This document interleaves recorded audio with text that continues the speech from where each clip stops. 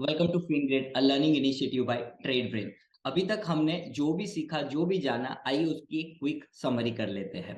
तो सबसे पहले हमने शुरुआत की थी डेरिवेटिव मार्केट से कि डेरिवेटिव मार्केट क्या होता है। तो हमने जाना, जैसे रोटी एंड गेहूं का मैंने एग्जांपल दिया, मिल्क एंड कर्ड का मैंने एग्जांपल दिया। तो कर्ड जो है वो डेरिवेटिव प्रोडक्ट हो गया और मिल्क जो है वो आपका अंडरलाइंग असेट हो गया। तो हमारे स्टॉक मार्केट में जो अंडरलाइंग असेट है, जिसमें हमने बात की इक्विटी मार्केट की, जहां पे हम जो ट्रेड कर रहे हैं चार इंडाइसिस के अंदर ट्रेड करते हैं, मतलब चार इंडाइसिस हमारे लिए अवेलेबल है और 191 स्टॉक के अंदर डेरिवेटिव मार्केट अवेलेबल है। टोटल चार तरीके के डेरिवेटिव होते हैं। उसमें हमारा जो पूरा फोकस है वो पूरा का पूरा फोकस है ऑप्शन के अंदर। तो बेसिकली ऑप्शन के अंदर दो तरीके के ऑप्शन होते हैं, एक होता है अमेरिकन ऑप्शन, दूसरा होता है यूरोपियन ऑप्शन। हम इंडिया में जो यूज करते हैं वो यूरोपियन ऑप्शन। इन दोनों में डिफरेंस बट एक्सपायरी का डेट का होता है कि आप अपना जो राइट है वो एक्सरसाइज कर सकते हैं फिक्स डेट को ही, और वो फिक्स डेट जो है वो डिसाइड करता है एनएससी बीएससी, मतलब अथॉरिटीज।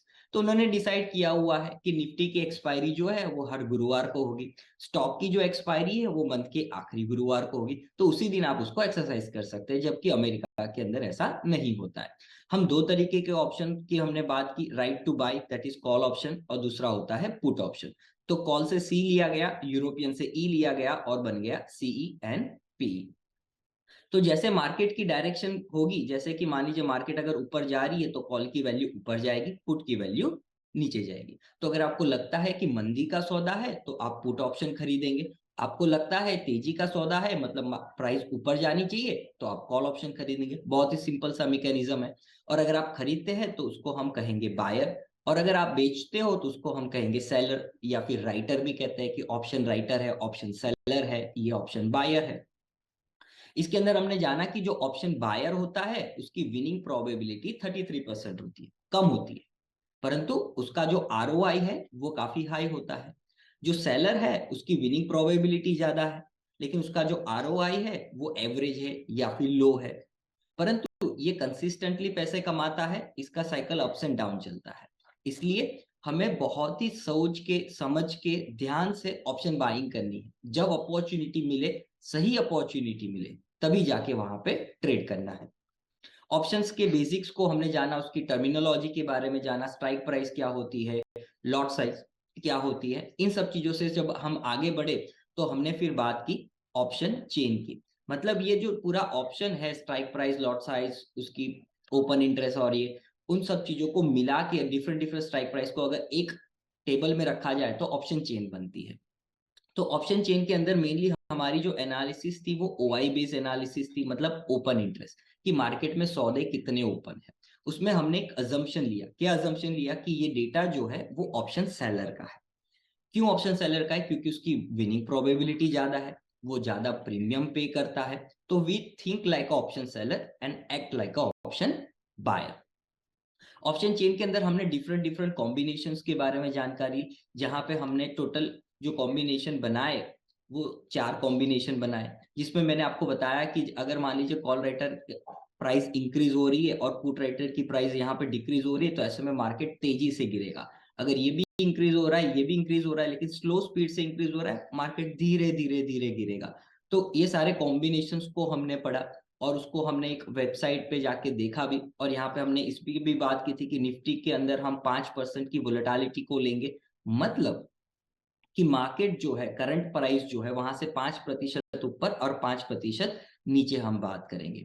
इसके साथ साथ हमने एक और चीज को सीखा था, दैट इज ऑप्शन ग्रीक, मतलब delta, gamma, Vega and theta के बारे में, कि ये ऑप्शंस की जो मूवमेंट होती है वो कैसे होती है। तो अगर मान लीजिए अंडरलाइंग असेट 10 पॉइंट ऊपर जाती है तो आपका डेल्टा कितना इंक्रीज होगा, या सॉरी ऑप्शन का प्राइस कितना इंक्रीज होगा, वो कौन डिसाइड करेगा? डेल्टा डिसाइड करेगा। डेल्टा की वैल्यू जो है वो -1 to 1 के बीच में होती है। कॉल ऑप्शंस के लिए पॉजिटिव रहेगी, पुट ऑप्शन के लिए नेगेटिव रहेगी, कभी भी 1 और -1 के बाहर नहीं जाती है। ये डेल्टा जो है वो समय के साथ प्राइस के मूवमेंट के साथ बदलता है। तो प्राइस के मूवमेंट के साथ अगर डेल्टा बदलेगा तो वो कितना बदलेगा, कौन बताएगा? तो वो बताता है आपका गामा। तो गामा डिसाइड करता है कि डेल्टा की वैल्यू कितनी चेंज होगी। अब गामा का ना टाइम के साथ उल्टा रिश्ता है, मतलब जैसे जैसे टाइम बीतता जाएगा गामा की वैल्यू इंक्रीज होती जाएगी। तो हमने ये भी जाना कि एक्सपायरी के दिन पे लास्ट के कुछ घंटों में प्राइस मूवमेंट जो है वो काफी फास्ट होती है। क्यों होती है? क्योंकि तब टाइम वैल्यू कम होती है, गामा वैल्यू इंक्रीज हो जाती है, और गामा इंक्रीज होगा तो वो डेल्टा को इंक्रीज कर देगा। बहुत ही सिंपल सा हमने समझा। उसके बाद आता है वेगा। वेगा मतलब वोलेटिलिटी वैल्यू। अगर वोलेटिलिटी वैल्यू इंक्रीज होगी तो ऑप्शन प्रीमियम इंक्रीज होगा, जो एक ऑप्शन बायर के फेवर में होता है। कैसे पता चलेगा? आप आईवीज देख सकते हो ऑप्शन चेन के अंदर, या फिर आप इंडिया विक्स देख सकते हो, जिससे पता चलता है कि ऑप्शंस महंगे हो रहे हैं या सस्ते हो रहे हैं। वोलेटिलिटी घटेगी तो ऑप्शन प्रीमियम घटेगा, ये ऑप्शन सेलर के फेवर में जाता है। उसके बाद टाइम। टाइम हमेशा ऑप्शन बायर के अगेंस्ट में रहेगा, थीटा डी के। जैसे जैसे आपका समय बीतता जाएगा ऑप्शन का जो प्रीमियम है वो कम होता जाएगा, एंड हवा, जो चिप्स एंड हवा का एग्जांपल दिया था ना, तो ये हवा की वैल्यू निकलती जाएगी। Volatility value and time value, इन दोनों को अगर मिलाए तो इससे बन जाता है एक्सट्रिंसिक वैल्यू, और एक होता है intrinsic value. Extrinsic value plus intrinsic value is equal to the option premium. तो हमारे लिए इंपॉर्टेंट ये होता है कि हम जितनी ज्यादा इंट्रिंसिक वैल्यू में रहेंगे ऑप्शन बायर उतना ही बेहतर रिटर्न कमा पाएगा। तो उसके लिए हमने स्ट्राइक प्राइस सिलेक्शन भी देखा based on the days and based on the intrinsic value. In the money के अंदर हमेशा इंट्रिंसिक वैल्यू जो है वो ज्यादा होती है। अब ये इन द मनी क्या होता है? तो ऑप्शन चेन के अंदर हमने देखा दो चीजें होती है, कॉल एंड पुट। तो जो प्राइस अभी मान लीजिए ये प्राइस अभी चल रही है तो उसको हम कहेंगे एट द मनी। जो प्राइस ऑलरेडी आ चुकी है उसको हम कहेंगे इन द मनी, और ये हो जाएगा आउट ऑफ द मनी, जो अभी बाहर है, दूर है। ये कॉल की बात होगी। पुट में उसका उल्टा होता है, जो इन द मनी है वो आउट ऑफ द मनी हो जाएगा, और जो आउट ऑफ द मनी है वो इन द मनी हो जाएगा। तो इस तरीके से हमने ऑप्शन चेन पूरी सीखी। एंड ऑप्शन चेन के अंदर हमने क्या पाया कि जब भी कभी राइट कॉम्बिनेशन बनेगा तभी हम ट्रेड करेंगे। उसके बाद ऑप्शन चेन के बेस पे हमने एक्सपायरी का ट्रेड भी डिस्कस किया। अब एक्सपायरी का ट्रेड क्या होता है? तो एक्सपायरी का ट्रेड बहुत सिंपल सा है कि जहां पे हाईएस्ट ओपन इंटरेस्ट होगा वो जब ट्रैप होगा, मतलब उस लेवल के बियॉन्ड जब प्राइस चली जाएगी, अगर कॉल ऑप्शन है तो उसके ऊपर, अगर पुट ऑप्शन है तो उस स्ट्राइक प्राइस के नीचे। जब ये हो जाएगा और मार्केट वहां पे टिकेगा, और ये चीज अगर आखिरी एक डेढ़ घंटे के पहले अगर होती है तो वहां से एक बढ़िया मुनाफा या बढ़िया ट्रेड जहां पे छोटा प्रीमियम देके बड़ा मुनाफा हमें देखने को मिलता है। अगर वो ये चीज आखिरी आधे घंटे में होती है तो फिर बहुत ज्यादा इसका मीनिंग नहीं होता है। इसके बाद जब हम आगे बढ़े तो हमने बात की प्राइस एक्शन की। तो प्राइस एक्शन के अंदर हमने ये जाना कि अगर प्राइस के बिहेवियर को समझा जाए तो काफी चीजें पता चल जाती है। और प्राइस के बिहेवियर को समझने के लिए हमने कैंडल स्टिक का सहारा लिया, जैपनीज कैंडल स्टिक का सहारा लिया, जहां पे मैंने आपको बताया कि आपको मेनली दो कैंडल पे फोकस करना है, जिसकी बॉडी काफी अच्छी हो या फिर जिसका टेल काफी अच्छा हो, साइज में एवरेज से ज्यादा की ये हो, और उन्हीं दो कैंडल पे हमें फोकस करना है। अपर टेल कैंडल है तो ये सेलिंग प्रेशर के बारे में आपको बताएगी, और अगर मान लीजिए लोअर टेल कैंडल है तो ये आपको बाइंग प्रेशर के बारे में बताएगी। और यहाँ पे तो आपको कलर ही बता देगा कि वो बायर का है या सेलर का है। लेकिन ये जो कैंडल्स है ये सारी कैंडल आपको प्रॉपर सपोर्ट एंड रेजिस्टेंस पे बननी चाहिए। ऐसा नहीं कि बीच में कहीं पे भी बन जाए और आप ट्रेड कर लें। तो प्रॉपर सपोर्ट एंड रेजिस्टेंस को मार्क करने के लिए हमने बड़ी टाइम फ्रेम का इस्तेमाल किया, फिर छोटी टाइम फ्रेम का इस्तेमाल किया, और दो तरीके के सपोर्ट एंड रेजिस्टेंस को मार्क किया। एक जो हमेशा प्रीवियस हाई एंड प्रीवियस लो को लिया, अगर अप ट्रेंड है तो ये लो हमारे लिए बहुत ज्यादा इंपॉर्टेंट है क्योंकि ये स्ट्रॉन्ग सपोर्ट का काम करेगा। तो ये आपके लिए मेजर सपोर्ट हो गया, और ये जो है वो आपके लिए माइनर सपोर्ट हो गया।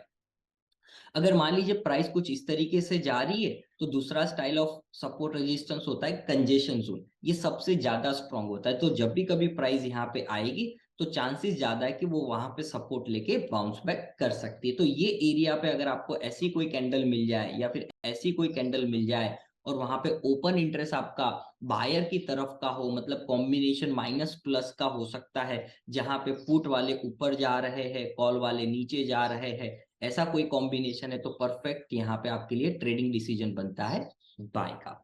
तो प्राइस को मिला के, ऑप्शन चेन को मिला के किस तरीके से हम ये कर सकते हैं उसके बारे में हमने जानकारी ली।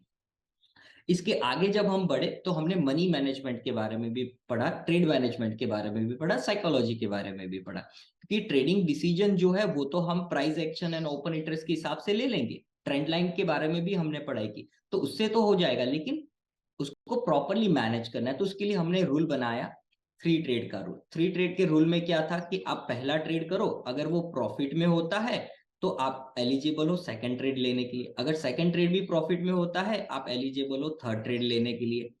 तो थर्ड ट्रेड अगर प्रॉफिट में आ जाता है तो फिर खत्म कर दो अपना दिन। अगर मान लीजिए पहला ट्रेड प्रॉफिट में आया, दूसरा ट्रेड अगर मान लीजिए लॉस में कटा, तो वहां पे आपका दिन खत्म।